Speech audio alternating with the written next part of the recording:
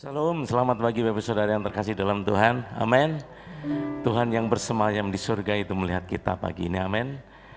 Mari sembah Dia, puji Dia, agungkan Dia, dan hormati Dia. Mari saya Bapak undang Bapak berdiri Tuhan. Haleluya. Dia Yesus yang layak kita sembah. Haleluya. Kami mau datang kepadamu Tuhan,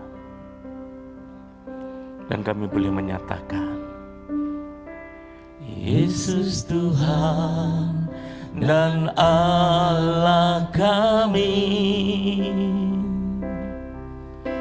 Engkau layak menerima pujian, hormat dan kuasa, sebab Kau telah ciptakan segalanya.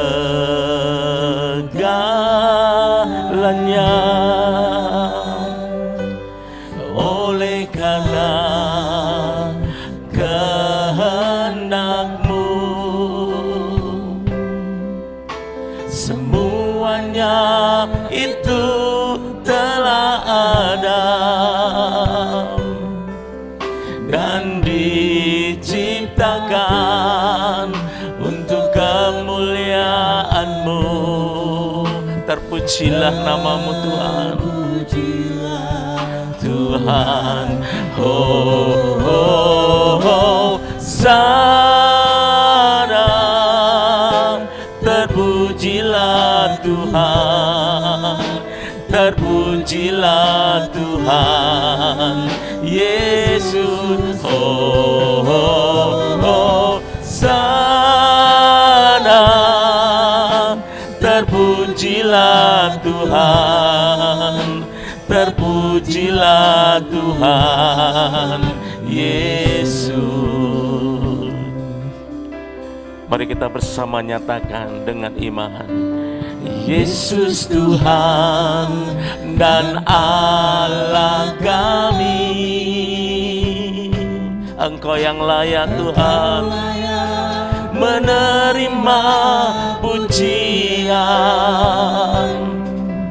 hormat dan kuasa, sebab Kau telah ciptakan segalanya.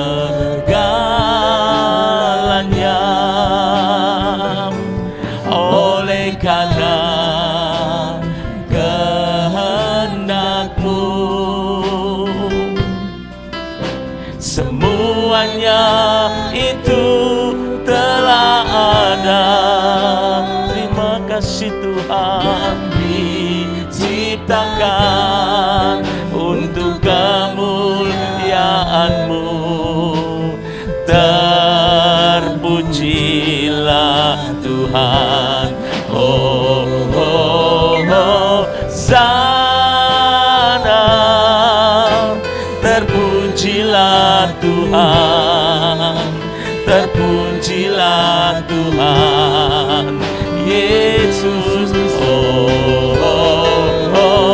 Sana terpujilah Tuhan, terpujilah Tuhan Yesus. Sana terpujilah Tuhan, terpujilah nama-Mu Tuhan Yesus. Sana terpujilah Tuhan, terpujilah Tuhan Yesus. Terpujilah Tuhan, terpujilah Tuhan Yesus. Kami sembah Engkau Tuhan, kami sembah Engkau Tuhan, kami sembah Engkau Tuhan. Haleluya.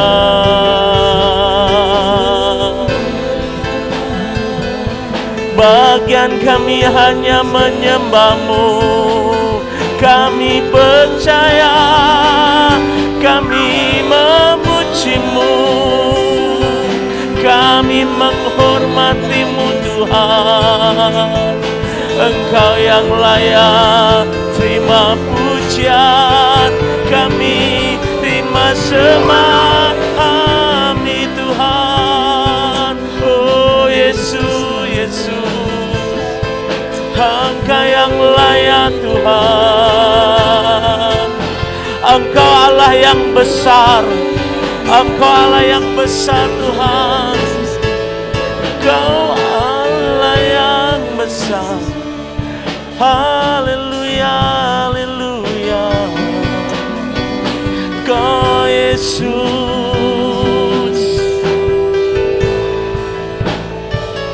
Kau Allah yang besar, ajaib dan mulia.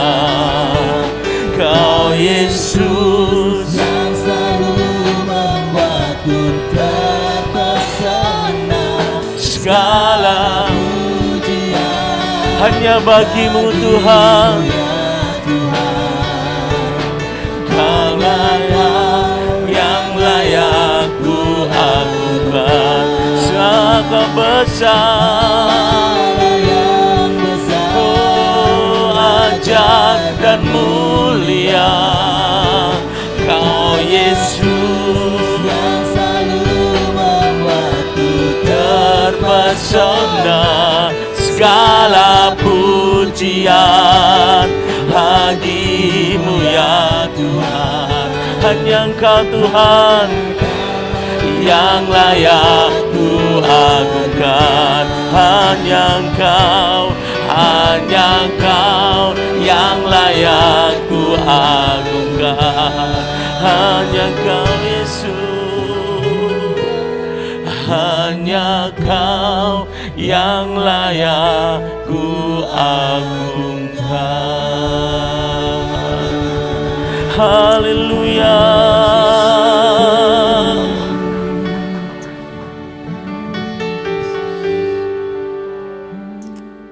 Ajar kami menghormati Engkau Tuhan. Ajar kami di hari-hari yang sulit ini, kami boleh menghormati Engkau dengan sungguh. Siapakah kami ini Tuhan? Engkau pandang kami berharga di mata-Mu. Terima kasih Tuhan untuk hari ini. Engkau Allah yang baik, sungguh baik dan teramat baik. Amin. Kalau kami sampai saat ini bisa berdiri di tempat ini, bisa menghormati Engkau adalah kasih karunia-Mu Tuhan. Terima kasih Tuhan untuk saat-saat yang indah, saat-saat yang luar biasa baik, bahkan di saat-saat yang tidak baik sekalipun, kami menyadari penyertaan-Mu, Engkau Allah yang beserta kami itu ada dalam hidup kami. Di hari-hari kami yang sulit, Engkau tetap ada menopang kami. Terima kasih Tuhan. Kami akan lebih lagi menyembah Engkau. Sikilara makala masakaralam, sikilara makasaka.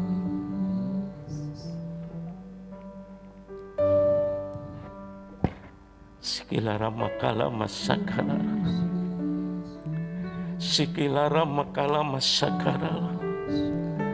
Haleluya Yesus. Mari berikan ucapan syukur kita kepada Dia. Hormati Dia dengan sungguh-sungguh. Sikilara makala masakaralam.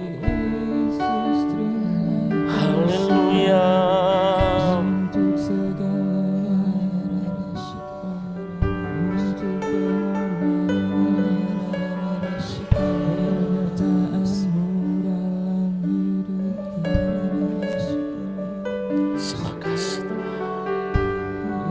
Terima kasih Bapa, Engkau baik, Engkau sungguh baik, Engkau sangat baik.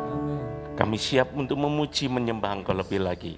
dalam nama Yesus. Yang siap untuk memuji Tuhan, mari katakan amin. Engkau baik Tuhan, amin. Katakan Bapak Ibu Saudara, Yesus baik dalam hidupmu. Yesus baik dalam hidupmu. Haleluya. Yesus baik dalam hidupmu.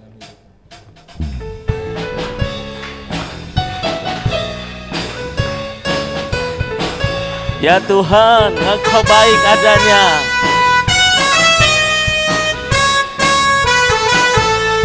Allah itu baik, sungguh baik bagiku. Ditunjukkannya kasih setianya yang menyediakan yang ku perlukan, menyatakan kebaikan, menyatakan kebaikan, menyatakan kebaikannya padaku. Kasih setia Tuhan, kasih setianya tak pernah berubah, dulu, sekarang, dan selamanya. Ajaiblah kuasa dalam namanya, Yesusku luar biasa.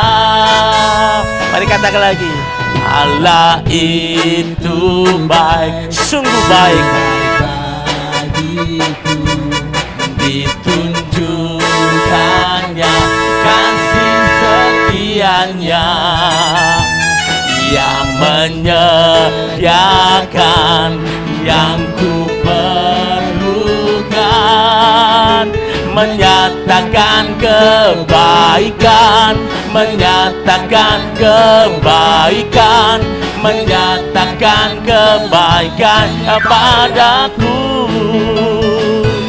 Kasih setianya, amin, pernah berubah, dulu, sekarang, dan selamanya. Ajaiblah kuasa dalam namanya, Yesusku luar biasa. Dia sungguh baik, kasih setia Tuhan kekal selama-lamanya, amin. Tiada berkesudahan kasih setiamu Tuhan, selalu baru rahmat-Mu bagiku.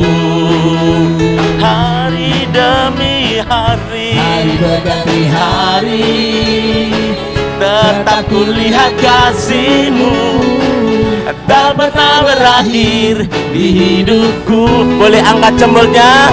Tuhan Yesus baik, yes, sungguh amat baik, untuk selama-lamanya.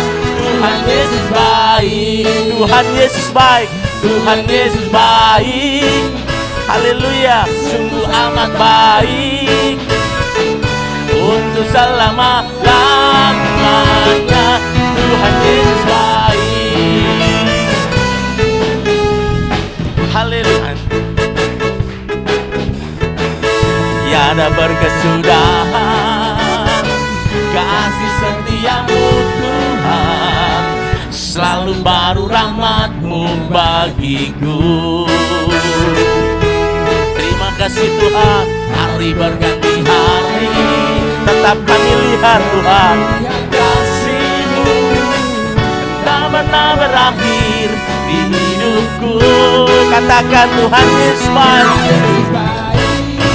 haleluya, sungguh amat baik, untuk selama-lamanya. Tuhan Yesus baik. Katakan sekali lagi, Tuhan Yesus baik, sungguh amat baik, untuk selama-lamanya. Tuhan Yesus baik, dari selama-lamanya, dari sampai selama-lamanya, untuk selama-lamanya. Tuhan Yesus baik.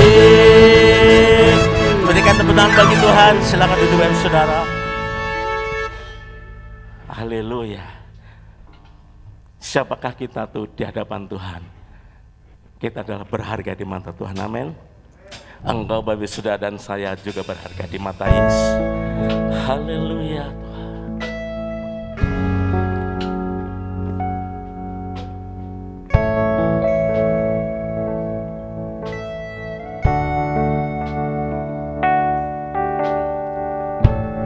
Siapakah yang dapat pisahkanku dari kasih-Mu?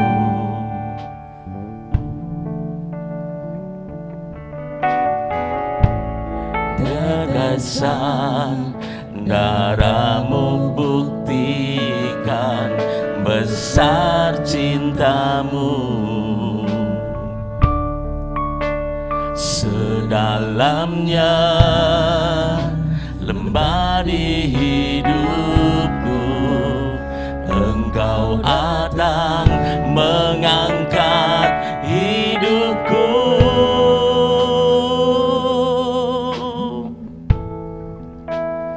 Dengan cinta di hatiku terus menyala di dalamku, takkan pernah mampu ku jauh darimu. Engkau alasanku hidup setiap musim di hidupku. Engkau ada bersamaku, beri kekuatan, memberi pengharapan. Engkau segalanya bagiku.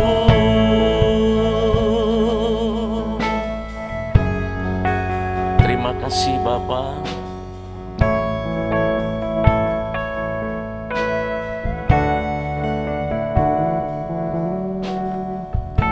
Siapakah yang dapat pisahkanku dari kasih-Mu? Terima kasih Tuhan. Oh, tetesan darah-Mu buktikan besar cinta-Mu.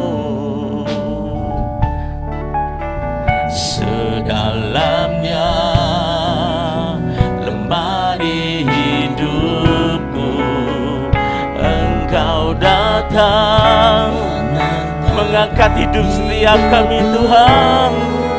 Oh, dalam cinta hatiku terus menyala di dalamku, takkan pernah mampu ku jauh darimu. Engkau alasanku hidup setiap musim di hidupku. Engkau ada bersamaku, memberi kekuatan, memberi pengharapan. Engkau segalanya bagiku. Saudara Bapak Saudara bangkit berdiri. Haleluya.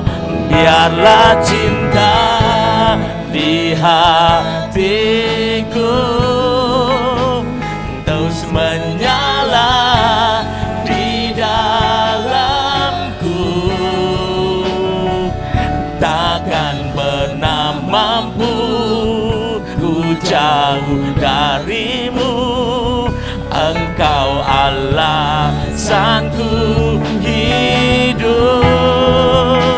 setiap musim di hidupku. Engkau ada bersamaku, memberi kekuatan, memberi pengharapan. Engkau segalanya bagiku. Biarlah cinta di hatiku, biar terus menyala dalam setiap kami Tuhan.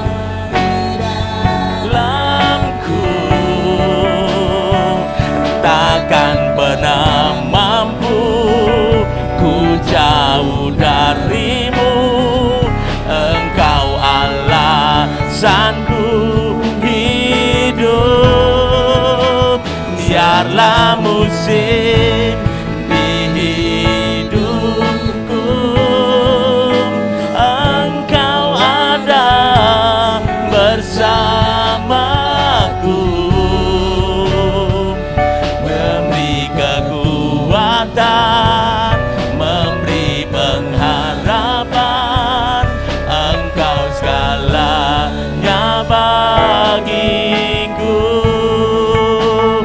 Biarlah cinta di hatiku terus menyala di dalamku. Takkan pernah mampu ku jauh darimu. Engkau alasanku hidup setiap musim di hidupku. Engkau ada bersamaku, memberi kekuatan, memberi pengharapan. Engkau segalanya bagiku. Pujian, syukur, dan terima kasih kami persembahkan kepadamu Tuhan, karena kasih setiamu yang tidak pernah habis atas kami. Engkau yang tidak pernah menyerah atas hidup kami. Kami bersyukur rahmatmu, kemurahanmu, anugerahmu yang boleh membuat kami ada sebagaimana kami ada. Bahkan kami terus naik dan tidak pernah turun dalam kemurahanmu. Terima kasih Tuhan. Sebentar kami akan renungkan firman-Mu. Bersabdalah Engkau di tengah-tengah kami. Biarlah Engkau yang mengurapi setiap kami. Kami boleh menangkap pesan Tuhan dan hidup di dalamnya. Sedialah hati kami bagi Engkau, karena kami siap untuk mendengar firman-Mu. Dalam nama Yesus, semua yang percaya katakan amin, amin. Silakan duduk Bapak Ibu Saudara. Shalom. Jemaat Sinai. Jemaat Sinai. Baik, hari ini kita akan belajar tentang nilai-nilai inti dari gereja kita. Minggu yang lalu kita telah belajar tentang apa sih sebenarnya sasaran kita sebagai orang-orang percaya, khususnya apa sasaran kita sebagai jemaat Tuhan di Sinai. Kita mau menjadi semakin serupa dengan Kristus, to be like Christ, di mana kita punya hati yang bersedia menerima dan mengasihi Kristus lagi. Kita mau bertumbuh dalam karakter dan gaya hidup Kristus, dan kita mau menghadirkan Kristus dimanapun kita berada. Nah, hari ini kita akan belajar tentang nilai-nilai inti atau prinsip-prinsip hidup yang kita yakini itu akan membuat cara hidup kita seperti yang seharusnya. Jadi nilai-nilai ini yang akan membentuk cara hidup kita. Nah, cara hidup kita yang akan membuat kita memiliki budaya. Bapak Ibu Saudara, habit atau kebiasaan kita itu adalah sebuah kendaraan untuk menuju kepada sasaran. Saya kasih contoh, kalau kita mau pergi ke Jakarta, kita bisa jalan kaki, kita bisa naik kendaraan, kita bisa naik pesawat terbang. Nah, kendaraan kita itu akan menentukan cepat atau lambatnya sampai kepada sasaran. Dan Kalau kita salah menggunakan kendaraan, kita bisa terlambat mencapai sasaran, bahkan tidak nyampe. Kalau kita mau pergi ke bulan, kita nggak bisa jalan kaki. Kita mesti butuh pesawat luar angkasa. Nah, nilai-nilai inti ini harus kita hidupi bersama-sama sehingga menjadi budaya. Budayanya jemaat Sinai. Nah, budaya inilah yang akan menjadi kendaraan buat kita untuk mencapai sasaran yang Tuhan inginkan, yaitu apa? To be like Christ. Nah, kendaraan kita adalah maju. Hari ini kita akan belajar tentang habit kita atau nilai-nilai inti kita. Maju. Seringkali kita hanya mendengar istilah jemaat Sinai maju.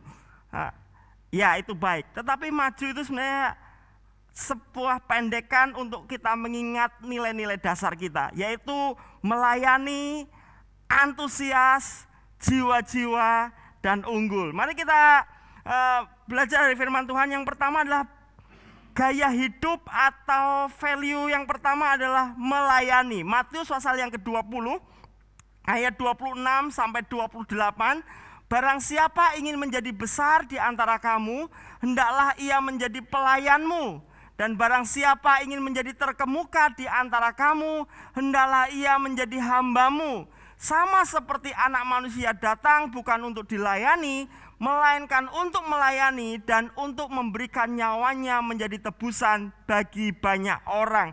Value pertama atau prinsip pertama yang mesti kita hidupi bersama adalah melayani. Bapak Ibu Saudara, ini adalah prinsip yang Yesus ajarkan dan yang Yesus teladankan buat kita. Ini adalah prinsip untuk mencapai kemuliaan dan kesuksesan. Bahkan prinsip melayani ini sudah diakui dunia mungkin kira-kira 20 tahun terakhir ini.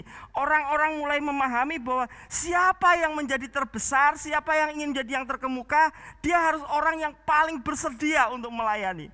Zaman dulu 20 tahun yang lalu jadi bos itu harus dilayani. Tetapi hari-hari ini orang mulai paham, kalau ingin punya kekuatan, punya kesuksesan, punya pengaruh yang besar, justru harus semakin melayani. Yesus ternyata sudah menerapkan prinsip ini. Bukankah Allah kita adalah Allah yang sekalipun dia yang empunya langit dan bumi, tetapi dia senang melayani. Yesus membuktikan dia ada di tempat tinggi, tetapi dia mengasihi kita, dan tandanya adalah melayani. Bahkan Yesus berkata, yang bersedia memberikan nyawanya untuk menjadi tebusan bagi banyak orang. Bapak Ibu Saudara, ini harus menjadi value kita, menjadi nilai-nilai inti kita. Baik sebagai orang percaya, terlebih sebagai jemaat Sinai. Melayani itu seperti apa? Yang pertama adalah kita mesti belajar untuk mengutamakan kepentingan Allah dan sesama lebih dari diri sendiri. Kita perlu berlatih untuk ini. Kita perlu punya mindset seperti ini, bahwa saya hidup itu untuk mengutamakan Allah dan mengutamakan sesama lebih dari diri sendiri. Sudah beberapa waktu terakhir ini gereja kita tidak menggunakan koster. Walaupun sebenarnya kalau bayar koster juga bisa. Tetapi saya dan para pengurus kita mengambil keputusan, sudahlah nggak usah pakai koster. Kita belajar untuk saling melayani. Jadi jangan keliru ya, Mas Satria di sini tuh staf gembala, bukan koster. Tetapi Mas Satria mengambil keputusan, mengambil pilihan untuk bersihin gereja, nyapu gereja. Tapi saya berharap bukan berarti kemudian kita, wah ini apa-apa Mas Satria. Enggak, kita sedang melatih diri kita. Jangan kalau sudah pas latihan, habis minum taruh gelasnya sembarangan, buang di tempat sampahnya sendiri-sendiri. Mari kita belajar saling melayani. Kalau ada lampu nyala nggak kepakai, Bapak Ibu Saudara boleh matikan. Kita belajar untuk saling melayani satu dengan yang lain. Supaya apa? Melatih kerendahan hati kita. Saya berterima kasih kepada beberapa jemaat, pagar kita kan itu pakai kode. Jadi nggak harus nunggu siapapun. Saya berterima kasih beberapa jemaat itu buka pagar sendiri, nyapu sendiri. Di hari-hari biasa, pagi-pagi jalan kaki, naik motor lewat, gerejanya kotor lewat, buka pagar, sapu sendiri. Ini kita sedang melatih. Bapak Ibu Saudara, jemaat Tuhan, mari budayakan hati yang senang mengutamakan Tuhan, senang mengutamakan sesama. Percayalah, kalau kita senang ngurusi Tuhan, ngurusi orang lain, Tuhan akan ngurusi kita. Amin. Jadi mari belajar, jadikan ini menjadi habit kita. Siapapun kita, apapun status kita, ketika kita menjadi keluarga besar Sinai, kita ini saudara. Tidak ada yang lebih tinggi, tidak ada yang lebih rendah. Mungkin fungsinya bisa berbeda, tetapi punya mentalitas nggak cuma sekedar jadi tamu di sini. Tapi ini gereja kita. Ini tempat di mana kita mengabdi kepada Tuhan. Dan saya mau belajar untuk melayani. Nggak gampang. Saya masih punya mimpi beberapa gereja besar di Jakarta punya mindset seperti ini. Mereka punya jadwal, walaupun mereka rata-rata bos di perusahaan-perusahaan besar, tapi mereka punya jadwal untuk apa? Khusus untuk pelayanan pendukung. Bersihin toilet, bersihin kamar mandi. Mereka kadang-kadang gerejanya di hotel, 1 kali kebaktian bisa 5-6 kali kebaktian. Jadi toilet mesti bersih. Siapa yang mengerjakan? Bukan nyari OB, bukan. Tetapi ada jemaat-jemaat yang khusus pakai rompi ungu. Mereka kasih rompi ungu, tulisannya pelayanan adalah kehormatan. Dan siapa mereka? Mereka bukan orang-orang biasa, jemaat yang kelas rendah, bukan. Kadang-kadang ada yang high class. Mereka rata-rata bos di kantor, tapi mereka bersedia untuk mengambil pelayanan seperti itu. Enggak cuma rebutan pelayanan di mimbar ini, tetapi mereka rebutan untuk pelayanan parkir, melayani di bagian kebersihan, dan mereka merasa bahwa ini adalah cara untuk melatih kerendahan hati. Dan saya percaya kalau habit ini terbiasa, maka kita di rumah, di kantor, dimanapun kita berada, kita menjadi orang yang terbiasa untuk melayani sesama. Dan percayalah, barang siapa ingin jadi besar, dia adalah orang yang bersedia untuk melayani sesama. Nah, Bapak Ibu Saudara, melayani itu berarti punya hati yang senang melayani, bukan menuntut untuk dilayani. Bukan aku nggak dapat apa-apa di gereja, aku nggak mengalami apa-apa di gereja, tapi belajar. Saya tergabung dalam keluarga besar Sinai karena saya ingin memberi kontribusi. Saya ingin menjadi pelayan buat yang lain karena Yesus lebih dulu melayani saya.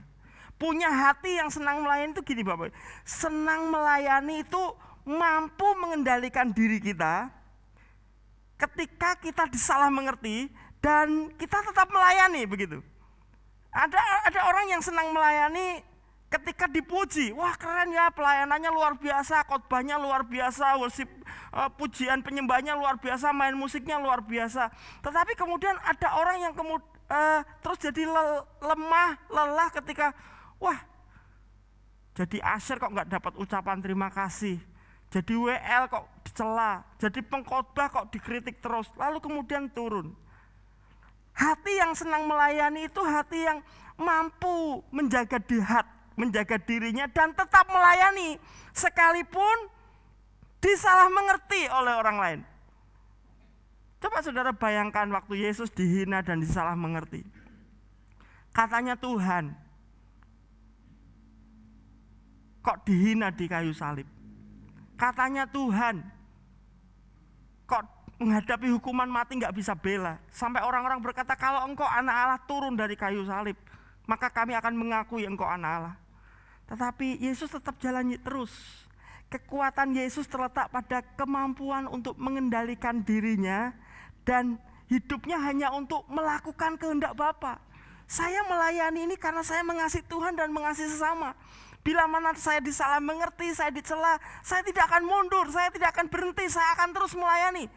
Saudara coba bayangkan kalau waktu itu Yesus mogok. Ketika Yesus dihina, Yesus disalah mengerti, katanya Mesias, katanya anak Allah, kok tidak menunjukkan kuasanya. Terus Yesus mogok gitu. Yesus mogok untuk tidak melakukan kehendak Bapa. Yesus memilih untuk turun dari salib. Yesus memilih untuk tidak mau disalibkan karena murid-muridnya mengkhianati dia. Seandainya Yesus mogok hari itu dan berhenti untuk melayani, maka tidak ada satu orang pun yang diselamatkan. Bapak Ibu Saudara, jika kita tidak bersedia melayani, akan ada orang lain yang tidak dapat berjumpa dengan Tuhan. Ketika kita mulai berkata, saya nggak mau lagi melayani sesama, saya sudah keluarkan waktu, tenaga, uang saya masih dicela. Sudah, saya mau biasa saja, saya mau jadi tamu di gereja Sinai. Saya nggak mau lagi pelayanan. Anda tidak mau mengambil bagian untuk menolong orang lain, tidak mau mengambil bagian untuk menolong sesama, baik itu di gereja, di komsel, di dalam aktivitas di gereja misalnya. Ketika kita mogok, akan ada orang lain yang tidak berjumpa dengan Tuhan. Seandainya tim pemuji penyembah ini kemudian mogok, tidak ada yang mau main musik, karena tiap kali main musik dikomentari yang negatif terus, mungkin kita tidak akan pernah bisa menikmati ibadah seperti ini. Kehadiran Bapak Ibu Saudara itu bagian dari Bapak Ibu melayani. Kenapa kita beribadah bersama-sama? Enggak cuma supaya kita ngalami Tuhan. Keberadaan Anda juga menjadi spirit buat orang lain untuk mengasihi Tuhan. Kita melayani dengan memuji Tuhan yang terbaik. Kita melayani Tuhan dengan hadir beribadah. Itu bagian dari bentuk pelayanan. Dan ketika kita punya gaya hidup melayani, percayalah, kita menjadi orang-orang yang besar. Karena orang-orang yang mau melayani adalah orang-orang yang siap dimuliakan Tuhan. Amin. Lalu yang kedua adalah antusias. Roma pasal 12 ayat 11. Janganlah hendaknya kerajinanmu kendor, biarlah rohmu menyala-nyala dan layanilah Tuhan. Ini yang mesti kita bangun di gereja kita, yaitu apa? Punya value antusias. Kata antusias itu di dalam bahasa Yunani-nya menggunakan istilah entheos. Dari kata entheos itu menjadi antusias. Entheos itu berasal dari dua kata en dan theos. Theos itu Allah, en itu di dalam. Jadi orang yang tinggal di dalam Tuhan itu pasti semangat, pasti antusias. Amin Bapak Ibu Saudara. Antusias kita bukan tergantung dari kondisi dan situasi. Wah, kalau lagi tanggal muda antusias, kalau sudah agak tua-tua dikit udah mulai lemes. Wah, kalau dipuji-puji semangat, antusias, tapi kalau dikritik kita menjadi lemah. Wah, kalau berhasil kita antusias, tapi kalau kita sedang gagal, harapan-harapan kita nggak tercapai, kita menjadi lelah. Enggak, antusias kita itu karena kita tinggal di dalam Tuhan. Amin. Jadi antusias itu begini saudara, mampu melihat Allah di setiap situasi gitu loh. Ketika kita sedang dalam keberkatan, kita mampu melihat kasih dan kemurahan Tuhan. Tetapi ketika kita sedang dalam himpitan, dalam tekanan, perasaan sendiri, kita juga mampu melihat Allah yang Immanuel itu. Jadi kita tetap semangat gitu. Baik dalam senang maupun susah, suka maupun duka, kita sedang menghadapi masa-masa kelimpahan atau sedang mengalami masa berkekurangan, kita tetap antusias, semangat. Kenapa? Karena kita tahu bahwa kita nggak sendirian. Amin. Allah bersama dengan kita. Nah, orang yang antusias ini adalah orang yang penuh iman, penuh kasih, penuh pengharapan. Itu sebabnya antusias harus menjadi value kita. Orang-orang Kristen tuh mesti semangat. Jadi seharusnya orang Kristen tuh dimanapun berada itu kelihatan sekali semangatnya.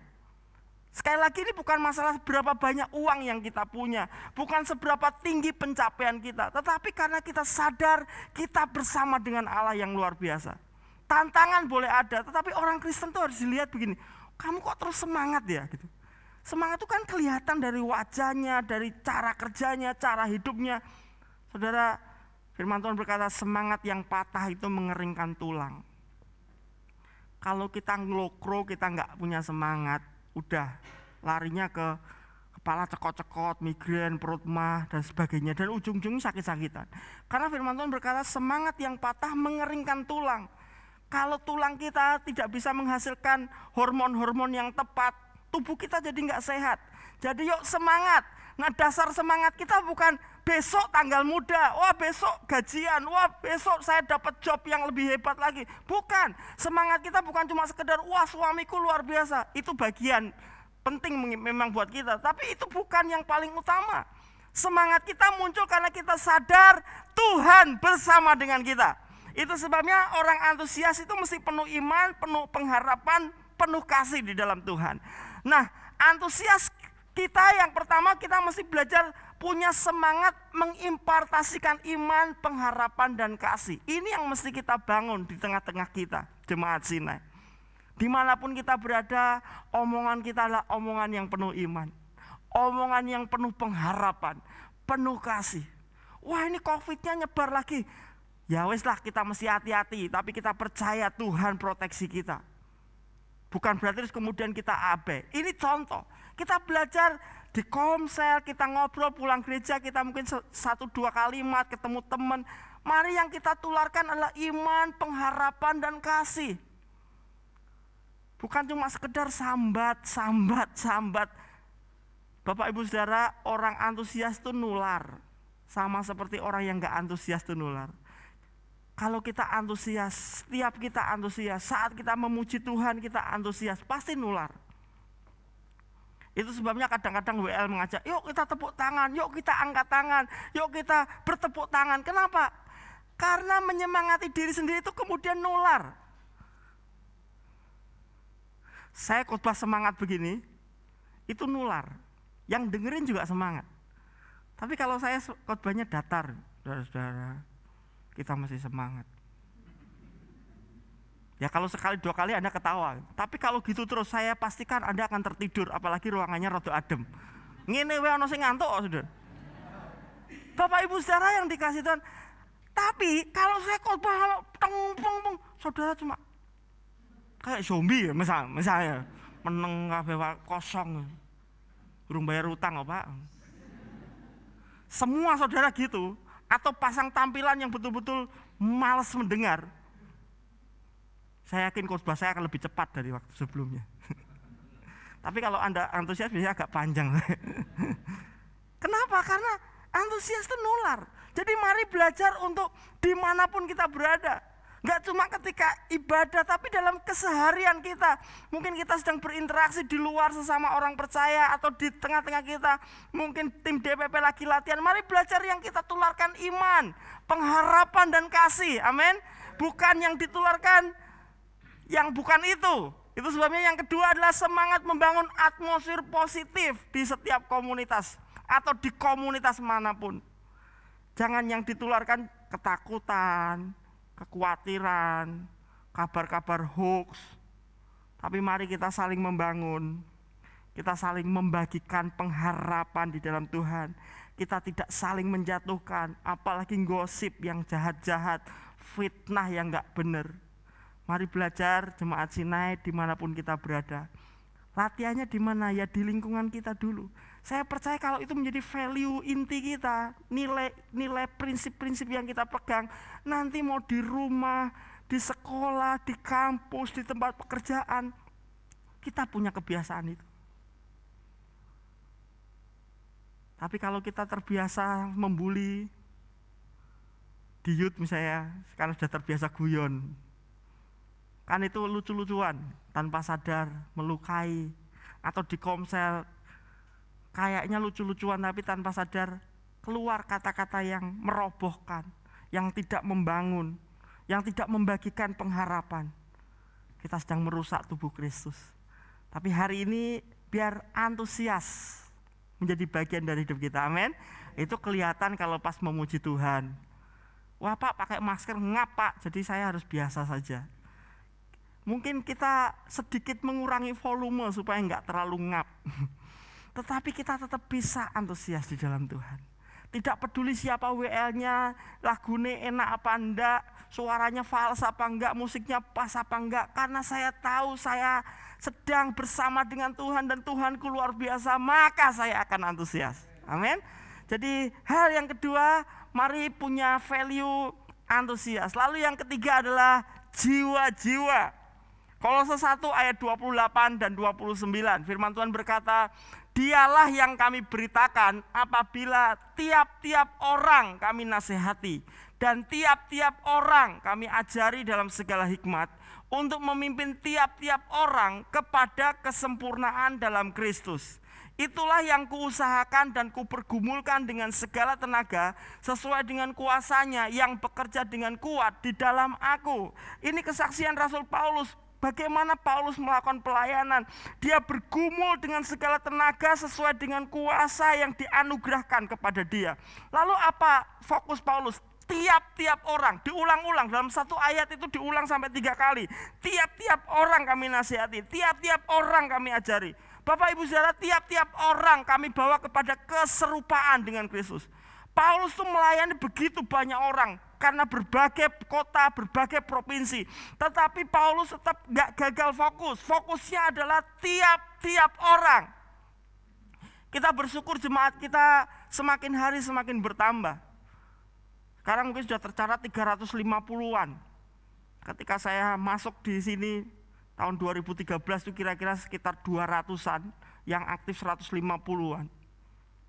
Sekarang Tuhan mempercayakan kita semakin bertambah besar jumlah jemaatnya. Tapi jangan sampai Anda dan saya hanya dihitung karena jumlahnya. Oh, yang hadir berapa ini? 80. Bukan itu. Bukan kehadiran kita, tetapi apakah tiap-tiap orang mengalami Tuhan. Itu sebabnya kita harus jangan sampai kita gagal fokus, karena semakin banyak kita semakin gak kenal. Saya masih ingat 2013 di sini itu satu dengan yang lain banyak yang kenal. Kenapa? Semua keluarga. Kan anak EKE, Pak Denny sampai saya sampai bingung. Semua ada hubungan saudara. Tapi sekarang kan enggak begitu. Tapi ingatkah kita saudara. Makanya kita disebut saudara. Kita saudara di dalam Kristus Yesus. Amin. Mau suku mana, apapun status kita itu saudara. Makanya kita dipanggil saudara. Darah Yesus yang menyatukan kita. Itu sebabnya kita jangan sampai gagal fokus. Kita harus belajar tetap orientasinya pada tiap-tiap orang.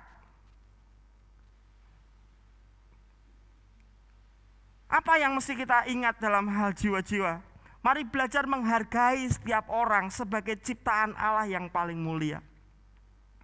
Di tempat ini harus tempat di mana semua orang diterima tanpa syarat. Bukan karena siapa Anda, tetapi siapa yang menciptakan Anda. Kita tidak boleh lagi menilai orang hanya berdasarkan perbuatannya, berdasarkan karakternya, berdasarkan cara pakai bajunya, bukan sekedar cara hidupnya. Kita harus belajar melihat setiap orang berdasarkan siapa yang menciptakan dia. Dan kalau kita semua sudah ada di sini, berarti kita sadar bahwa kita semua ditebus oleh Yesus Kristus. Tuhan yang sama, darah yang sama mengalir dalam tubuh rohani kita. Kita mungkin, wah si A kok gak bagus ya karakternya. Tapi bukankah Yesus mati juga buat si A? Dan sadarkah kita masing-masing kita punya kekuatan dan kelemahan? Itu sebabnya kita belajar melihat seluruh anggota keluarga kita, khususnya di sini, sebagai ciptaan Allah yang paling mulia. Boleh tengok kanan kiri sebentar? Nah, itu adalah saudaraku. Amin. Nah, itu adalah orang yang dikasihi Tuhan. Gak mudah Bapak Ibu Saudara, apalagi kita punya latar belakang etnis yang berbeda, latar belakang sosial yang berbeda, cara hidup yang berbeda. Masing-masing kita punya style masing-masing, dan itu gak mudah untuk bisa menerima. Kita kan pengennya yang sehomogen. Saya perhatikan di gereja kita ini, kalau yang datang belum banyak, itu akan membentuk sebuah kumpulan. Jadi kalau ada satu orang duduk di sini, maka tiba-tiba gereja kita akan jomplang begini. Karena orang datang berikutnya akan ada di sebelah situ. Terus nanti, apalagi kalau ini kan full ya, jadi semua akhirnya rata gitu. Tapi coba lihat, kalau pas ibadah, kalau mungkin separuh saja, itu kelihatan. Lalu membentuk huruf U. Set. Karena takut kena idune pendetone itu. Tapi saya percaya Anda menerima saya tanpa syarat. Sekarang saya pakai masker supaya idune nggak keluar. Tapi poin pentingnya adalah, mari belajar menghargai setiap orang sebagai ciptaan Allah yang mulia. Bapak Ibu Saudara, tidak ada orang yang sempurna. Gereja ini adalah bengkelnya Tuhan. Amin. Belajar menerima orang apa adanya. Walaupun nanti bersama kita mereka tidak lagi apa adanya, enggak lagi seadanya, karena mereka akan bertumbuh semakin serupa dengan Kristus. Amin. Tapi poin penting yang pertama, belajar untuk menghargai siapapun mereka yang datang. Mungkin masih punya kelemahan-kelemahan karakter, gaya hidup, cara pakaian dan sebagainya. Jangan kemudian kita punya penilaian-penilaian yang keliru. Kita harus memperlakukan setiap orang istimewa, karena Tuhan yang telah menebus mereka adalah istimewa. Yesus sangat menghargai wanita Samaria yang sudah punya 5 suami dan masih selingkuh dengan satu pria lagi. Yesus menghargai Sakeus. Dan saudara tahu ketika wanita Samaria itu diterima Yesus tanpa syarat, akhirnya banyak orang Samaria di daerah Sikar yang percaya kepada Yesus. Selama ini wanita ini tertolak sampai ambil minum di sumur itu di siang hari, menghindari gosipan, menghindari gosip, omongan tetangga. Rata-rata orang ambil air itu pagi-pagi. Tapi karena dia merasa bahwa dia adalah orang yang tidak baik di masyarakat, jadi omongan orang, sampah masyarakat, dia cari ambil air di siang hari, malah ketemu Yesus. Tapi yang menarik, walaupun Yesus tahu siapa wanita ini, tapi Yesus belajar menghargai wanita Samaria ini tanpa syarat. Sampai kemudian wanita Samaria itu diubahkan, dan banyak orang Samaria di daerah Sikar yang akhirnya percaya kepada Yesus. Jangan-jangan orang yang kita anggap rendahan menurut kacamata rohani kita, sebenarnya adalah alat Tuhan yang sedang disiapkan di tempat ini untuk kemudian pergi membawa kabar baik kepada banyak orang. Kita nggak pernah tahu. Saya berdoa tempat ini menjadi tempat yang paling nyaman siapapun buat kita. Nggak gampang, apalagi sekarang 2 tahun terakhir, nggak boleh banyak bercakap-cakap dengan orang lain. Rasa-rasanya kita sudah mulai kehilangan saling menghargai. Saya masih ingat sebelum pandemi gereja kita itu kalau pulang gereja nggak langsung pulang. Bahkan ada banyak yang bawa nyiapin makanan di luar sana. Pada ngobrol sebentar, akhirnya orang-orang yang baru pertama kali datang jadi tahu bahwa ini keluarga yang luar biasa.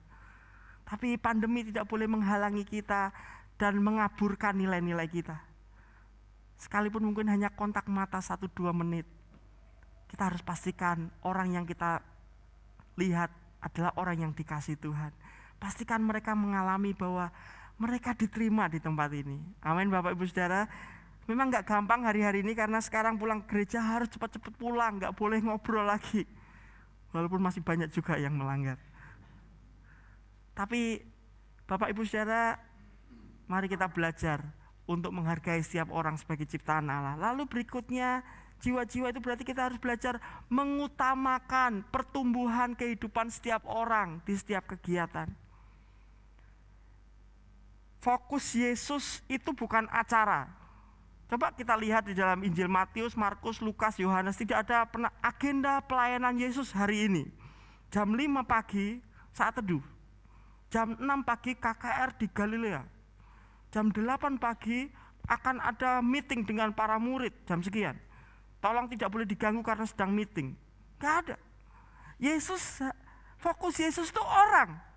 Pernah satu kali waktu sudah terlalu capek, akhirnya Yesus ngomong gini sama murid-murid, udah kamu istirahat, yuk kita menyepi, istirahat. Enggak taunya banyak orang yang datang. Bahkan lebih dari 5.000 orang datang. Apakah Yesus ngomong gini, kami lagi istirahat, besok masih ada jam kebaktian? Enggak. Fokus Yesus ke orang, bukan pada kegiatannya. Saya berdoa kita kalau bikin acara, saya selalu bilang kepada pengurus, kalau bikin acara enggak cuma sekedar, wah puji Tuhan acaranya sukses. Sukses itu ukurannya apa gitu. Apakah orang ngalami Tuhan apa enggak? Bukan cuma sekedar acaranya berhasil berlangsung dari awal sampai akhir. Untuk apa kita bikin acara kalau tidak membuat orang ngalami Tuhan? Untuk apa kita komsel kalau enggak membuat orang ngalami Tuhan? Itu sebabnya para PKS kita juga jangan cuma sekedar kegiatan komselnya, bukan.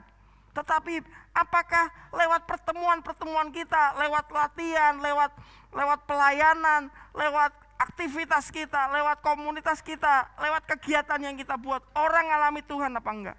Jadi mari belajar untuk sungguh-sungguh ingin mengutamakan pertumbuhan. Paling tidak orang terdekat kita, suami kita, istri kita, anak-anak kita, apakah mereka bertumbuh semakin serupa dengan Kristus, dan itu menjadi tanggung jawab kita masing-masing. Gak cuma sekedar yang penting anakku udah pergi ke gereja, yang penting suami istri udah pergi ke gereja. Tapi masing-masing punya hati untuk, aku punya tanggung jawab untuk tiap-tiap orang aku nasihati, aku ajari, aku bawa untuk semakin serupa dengan Kristus. Mengutamakan pertumbuhan itu berarti begini, tidak pernah menyerah atas hidup orang lain. Bukankah itu yang dilakukan Yesus? Yesus tidak pernah menyerah atas hidup Petrus, sekalipun Petrus menyangkal Yesus 3 kali. Tidak pernah menyerah atas hidup Thomas, sekalipun Thomas meragukan kebangkitan Yesus. Yesus tidak pernah menyerah atas Matius, si Lewi, si pemungut cukai itu. Yesus tetap undang dia untuk menjadi salah satu muridnya, untuk diajar. Kenapa? Karena Yesus fokusnya adalah tidak ada, jangan sampai satu orang pun binasa karena tidak mengenal kebenaran. Bapak, Ibu, Saudara, mari biarlah kita menjadi orang-orang yang fokus kepada jiwa-jiwa. Kalau ada kesempatan kita ketemu orang yang butuh Tuhan, mari undang dia. Kalau kita bingung, ajak dia pergi ke gereja, biar mereka mendengar kebenaran. Tapi biar kita gak cuma sekedar yang penting aku duduk manis di gereja, aku menyembah Tuhan dan aku diselamatkan, bukan. Karena bukan untuk itu kita ada di dunia. Kalau untuk itu, lebih baik kita dipundut Tuhan hari ini. Mending kita dipanggil Tuhan hari ini, karena di sorga gak ada air mata, gak ada pergumulan. Tapi kenapa Tuhan Yesus masih izinkan Anda dan saya ada di dunia ini? Cuma satu, supaya lewat hidup kita ada banyak orang-orang, tiap-tiap orang ketemu Tuhan, tiap-tiap orang bertumbuh, tiap-tiap orang mengalami kasih dan kemurahan Tuhan, amin. Tiap-tiap orang akhirnya menjadi murid Kristus. Dan itu adalah tanggung jawab setiap kita. Yesus tidak pernah menyerah atas hidup para murid. Bahkan ketika murid-murid berkata, aku mau tangkap ikan lagi, aku balik lagi ke profesiku yang lama. Tapi Yesus enggak, setelah tugasnya selesai, ketika Yesus berkata, tetelestai, sudah selesai. Yesus bisa cepat-cepat naik ke surga, jadi raja segala raja. Tapi Yesus milih 40 hari lagi ada di dunia. Bukan ngurusi orang banyak. Dia ngurusi 12 muridnya ini. Dia cari lagi murid-muridnya. Kecuali Yudas yang sudah terlanjur bunuh diri. Cari lagi, kumpulin lagi. Yesus tantang lagi Petrus, hei Simon anak Yohanes, apakah engkau mengasihi aku? Yuk gembalakan domba-dombaku. Yesus gak menyerah. Itu ya yang membuat para murid kemudian bangkit kembali menjadi rasul-rasul yang hebat. Dan akhirnya saudara dan saya terima Yesus. Kita percaya Yesus karena ada orang lain yang peduli kepada kita. Dan pastikan ada orang lain yang ketemu Yesus karena Anda dan saya peduli atas hidup mereka. Amin. Satu waktu ada seorang bernama D.L. Moody. Dia umur 17 tahun. Tetapi dia masih kesulitan membaca. Pada zaman itu. Waktu dia masuk kelas pendalaman Alkitab, gereja-gereja baptis itu kan menyebutnya sekolah minggu. Sekolah minggu gak cuma anak-anak, jadi sekolah minggu itu kelas pendalaman Alkitab, sekolah di hari Minggu. Nah, D.L. Moody waktu itu masuk kelas sekolah minggu, kelas dewasa. Karena dia sudah 17 tahun, kelas dewasa, tiba waktunya buka Alkitab, dia gak ngerti. Karena dia kesulitan membaca. Belum lagi dia orang baru, nggak tahu di mana letak Matius, di mana letak bilangan dan seterusnya. Terus kemudian dia dibully banyak orang. Sudah susah buka Alkitab, bacanya grotal-gratul, nggak pinter. Semua ketawa. Dan itu membuat D.L. Moody berkata, ini adalah sekolah mingguku terakhir. Akhirnya dia mutung, dia nggak mau berangkat lagi sekolah minggu, nggak mau lagi ikut pendalaman Alkitab. Dia merasa orang Kristen sama saja. Tapi puji Tuhan, guru sekolah minggunya, mungkin kalau kita sekarang PKS-nya, pemimpinnya Edward Kimball tidak menyerah atas D.L. Moody. Dia terus datangi D.L. Moody, divisitasi terus, diajai terus. Walaupun D.L. Moody merasa keras, aku malu di sana, aku dipermalukan karena aku nggak bisa baca, aku nggak bisa buka Alkitab. Akhirnya diajari oleh Edward Kimball di rumah, diajari buka Alkitab, diajari baca lebih baik. Sampai kemudian D.L. Moody mau kembali datang ke pendalaman Alkitab, mau lagi masuk sekolah minggu. Dan sudah tahu, di sanalah D.L. Moody mengenal Yesus sebagai Tuhan dan Juru Selamat. Dia nggak cuma bertobat, dia menjadi pengkhotbah yang luar biasa. D.L. Moody adalah salah satu tokoh Kristen dalam hal pekabaran Injil yang luar biasa. Dia mendirikan sekolah-sekolah teologi, dia menjadi tokoh kebangunan rohani yang besar di Amerika Serikat. Bapak Ibu boleh searching di internet, D.L. Moody adalah orang yang sangat mempengaruhi dunia dalam hal kerohanian. Tapi kapan D.L. Moody bisa seperti itu? Karena ada seorang bernama Edward Kimball yang tidak pernah menyerah atas hidupnya. Orang tua jangan menyerah atas anak-anak kita. Pak, anakku tak suruh ke gereja, tak suruh doa, malah lari kemana gak jelas. Hidupnya tambah kacau, jangan menyerah atas mereka.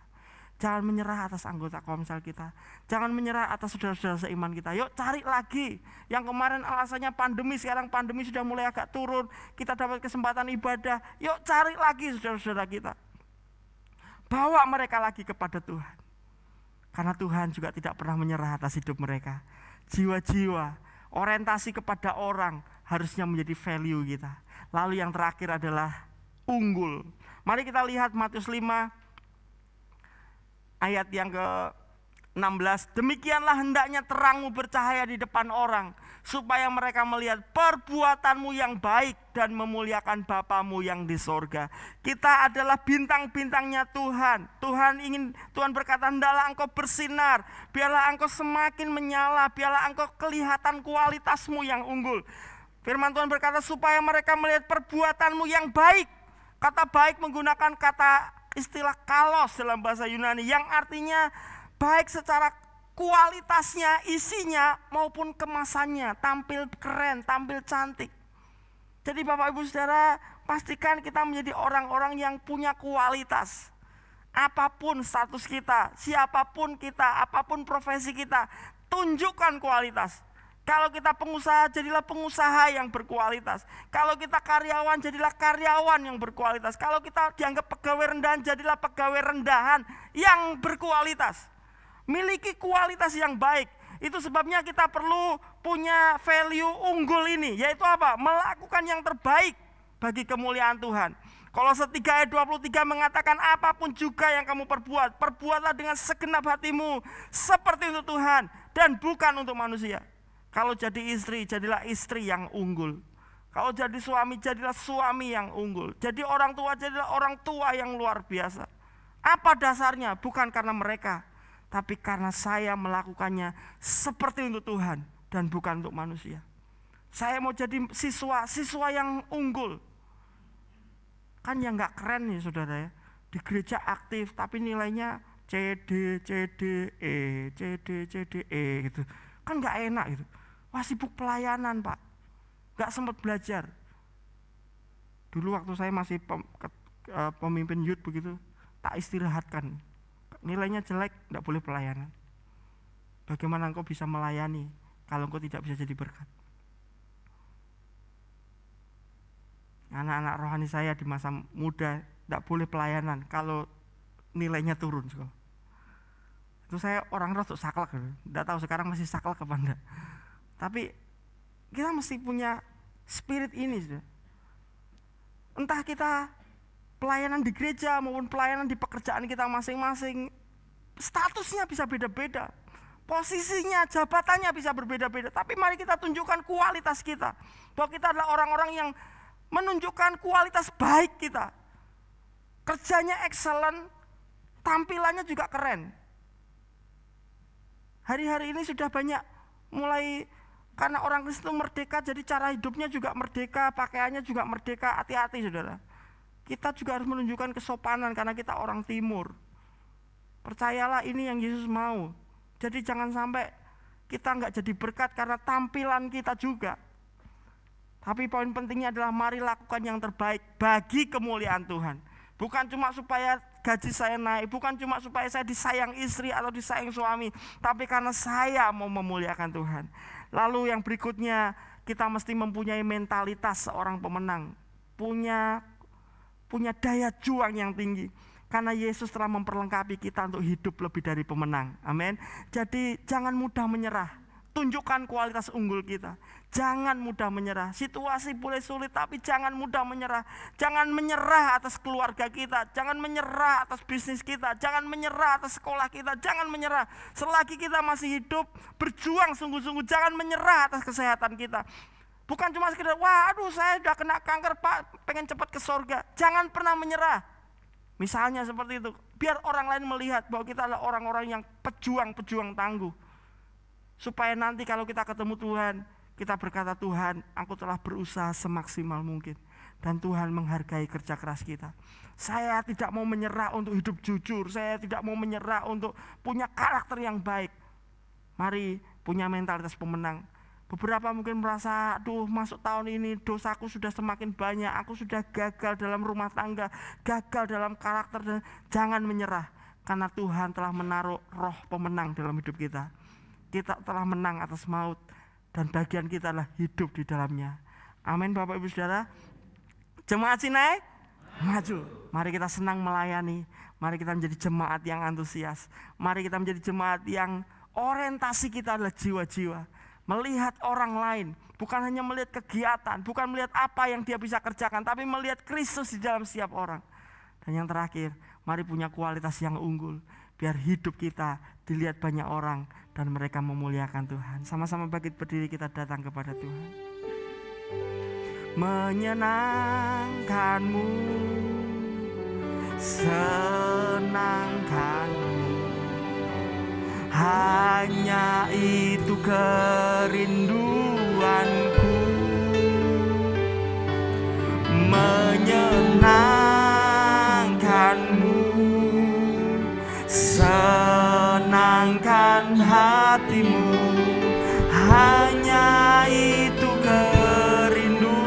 Menyenangkanmu, oh menyenangkanmu, senangkanmu, hanya itu kerinduanku. Menyenangkanmu, senangkan hatimu, hanya itu kerinduanmu. Mari nyanyikan lagu ini dari awal. Tuhan, ku mau menyenangkanmu. Tuhan, ku mau menyenangkanmu. Tuhan, bentuklah hati ini. Tuhan, bentuklah hati ini. Oh, jadi bejana untuk hormat-Mu, cemerlang bagai emas-Mu. Tuhan, kami serahkan hidupku. Tuhan, ku serahkan hatiku. Semua ku berikan padamu. Kuduskan hingga tulus selalu, agar kami menyenangkan-Mu, agar aku mari sama-sama katakan, menyenangkan-Mu, menyenangkan-Mu, senangkan-Mu, hanya itu kerindu. Menyenangkan-Mu, menyenangkan-Mu, senangkan hatimu, hanya itu kerindu. Kami mau menyenangkan-Mu, menyenangkan-Mu, senangkan-Mu, hanya itu kerinduanku. Menyenangkan-Mu, senangkan hatimu, hanya itu kerindu, hanya itu kerinduan kami, hanya itu kerindu, hanya itu kerinduan kami, hanya itu kerinduanku.